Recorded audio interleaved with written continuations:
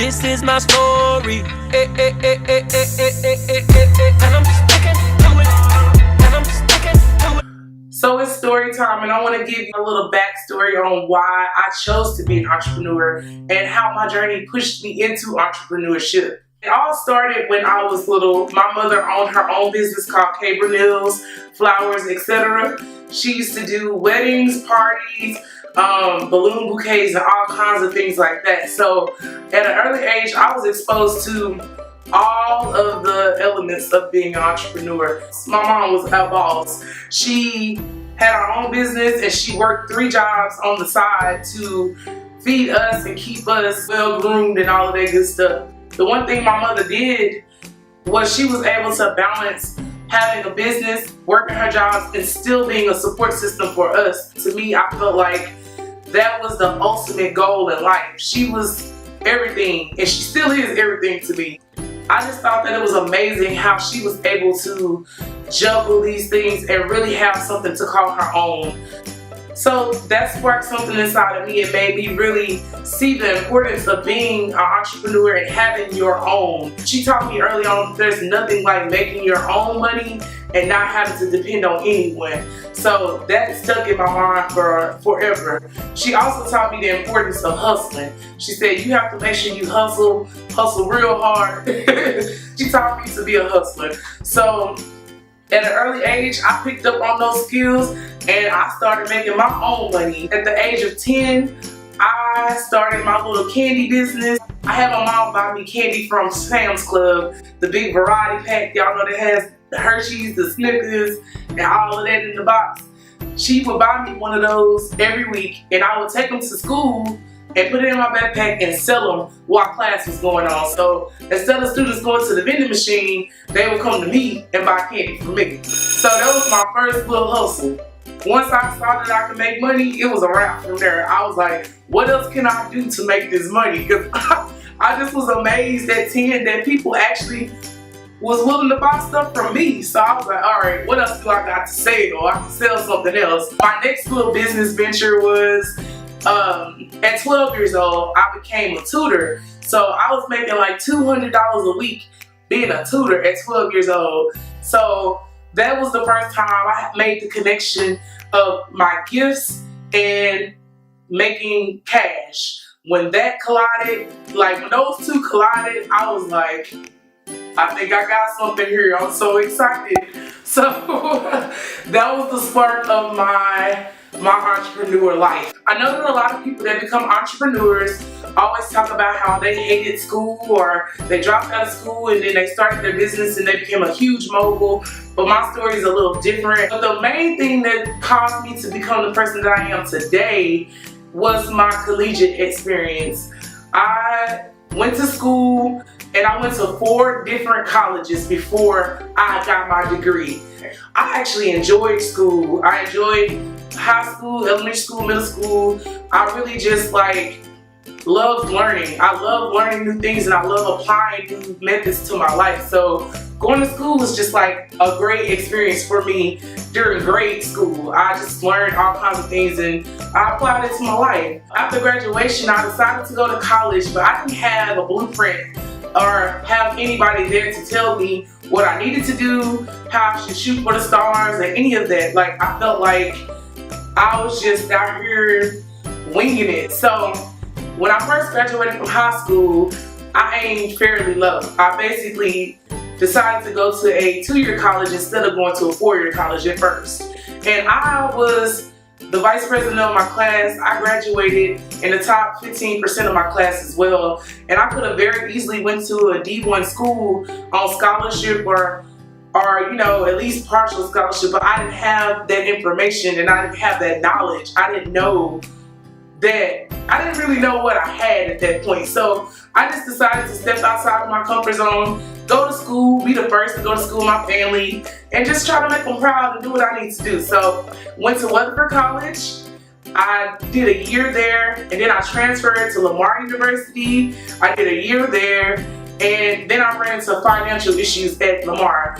I had to pay extra tuition, but I didn't have the money to pay it. So I didn't get to complete school there, but I did start 2 new businesses there. I created a whole convenience store. Whatever you needed, I had in my dorm room. And I just sold it out of there.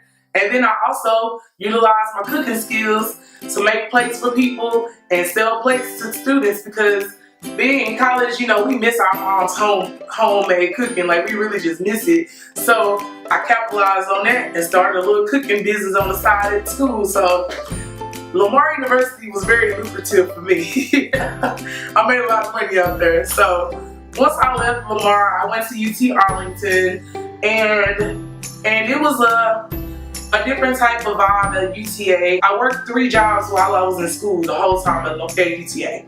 So I worked those 3 jobs, and I also ended up at one point going to TCT to take extra classes there to try to graduate from college.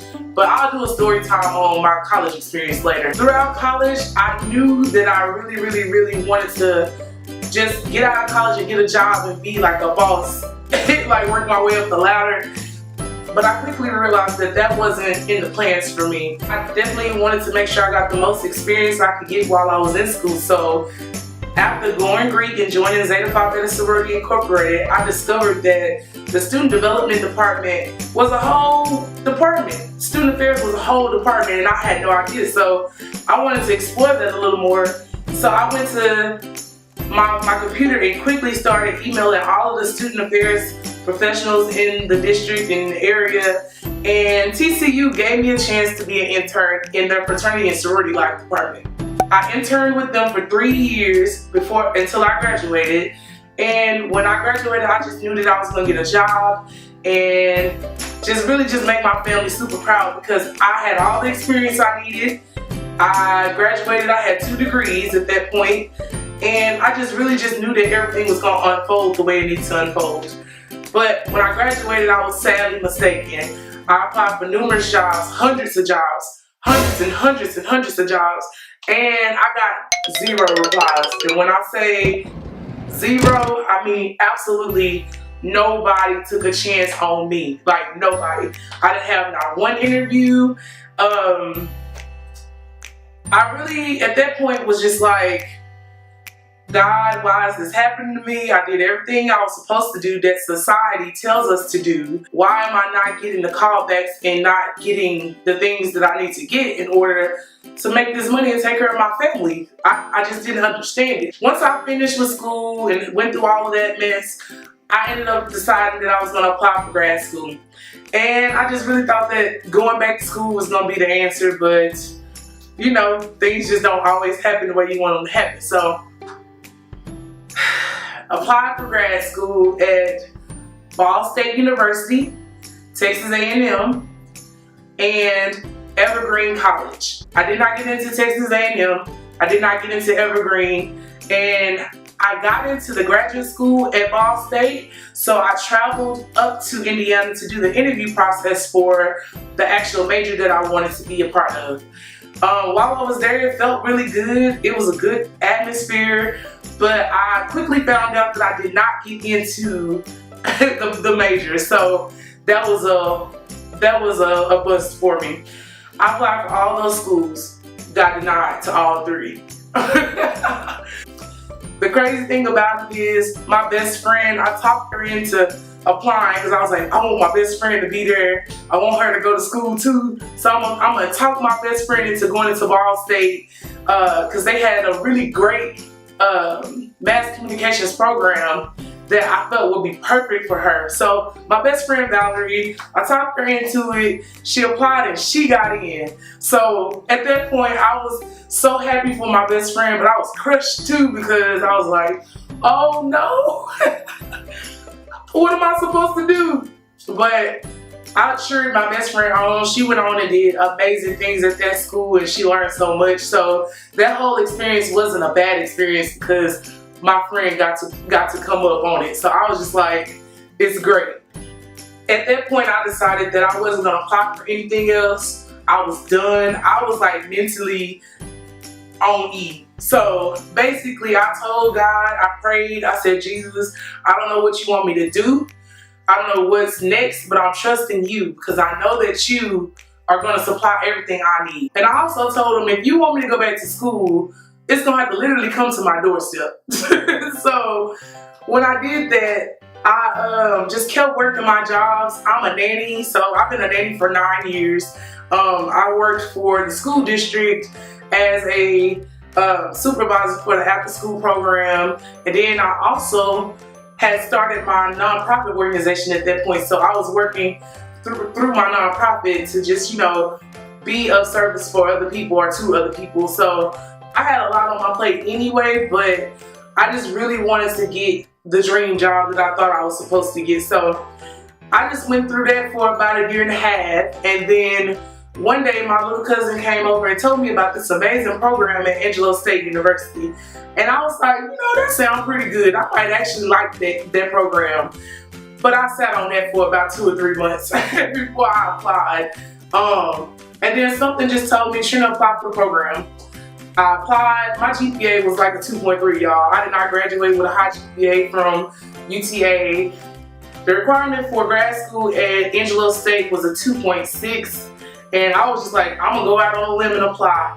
And guess what? Your girl got in. She got in. So once I got in the program, I realized that I could actually finish this in 1 year. So I literally took the max amount of classes, and I finished most of my course load within 1 year. I only had 1 class that following semester, and I ended up finishing with a 3.6 GPA, and I joined a international honor society, Kappa Delta Pi. So Kappa Delta Pi, and life was just completely opposite of what it was for undergrad. So at that point, I went back to apply for jobs again. I basically kept denying the obvious, that God wanted me to be an entrepreneur. So I went back to applying, and about 3 to 6 months later, I got no hits. I had no hits at all, y'all. Like, I never had a professional interview, ever. Even with a master's degree, a bachelor's degree, and an associate's degree, I still didn't get any callbacks. So at that point, I was really like, I'm done. I'm starting my business, and I'm going to make it do what it do. Going to grad school really opened my eyes to my possibilities and what I could really do by combining my educational experience and my overall life experience. I decided to continue to work as a nanny, but I dropped my job for the school district. I stopped working for the district because I felt like I couldn't give my all to this business if I was continuously being pulled in both directions. So in the fall of 2016, I made a conscious decision, and I realized that everything I went through was like for me to be able to learn and for me to be able to put into my business. So once I graduated from grad school, I took a few months to really just gather my thoughts and get things together. And I built a whole business, or composed a whole business from my life experiences. Everything that I write about, I live. But I've written books based on the things that I went through. And I also based my whole business on how I felt when I was a senior in high school. I remembered not knowing what to do, not knowing who to talk to, what I was going to do after high school, and I basically created programs based on every individual feeling I was having throughout my whole collegiate experience. So now I have level 27 life coaching and advising because of everything I went through. So thank you to all the companies that didn't call me back. I appreciate you. Thank you. Because you basically allowed me to be able to utilize those experiences to be able to help other people. And I also revamped the original business that my mother had when I was a kid that sparked this whole entrepreneur journey in the first place. It used to be called Kay Vernils, but now it's called 11th Hour Crafts and Flowers.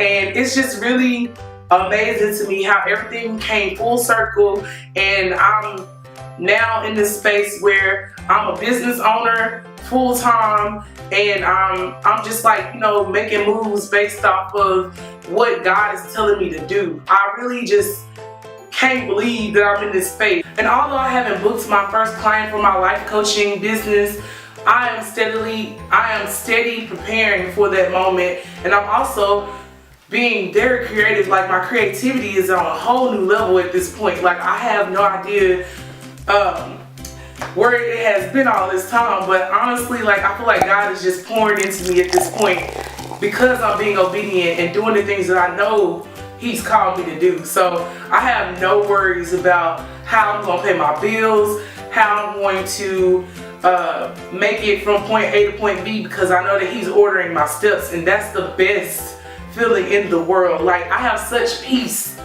Like, there's nothing more exciting than knowing that you're being obedient and knowing that you have a peace inside of you that you can't even explain to other people. Like, living this uncertain entrepreneur lifestyle has made me the most peaceful person I have ever been in my whole entire life, which is crazy to me.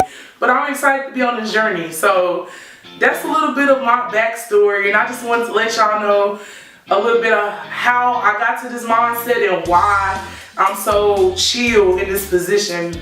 It's because I've been groomed for this. Like, I think that I'm really just mentally and physically ready to get everything that God has for me, and I'm ready to walk in His grace, Lord. I'm ready. So I will be an entrepreneur forever, and I will continue to create, and I will continue to try to inspire y'all through sharing my life with y'all. But I guess that's it for now. Until the next story time, I'll holler at y'all later.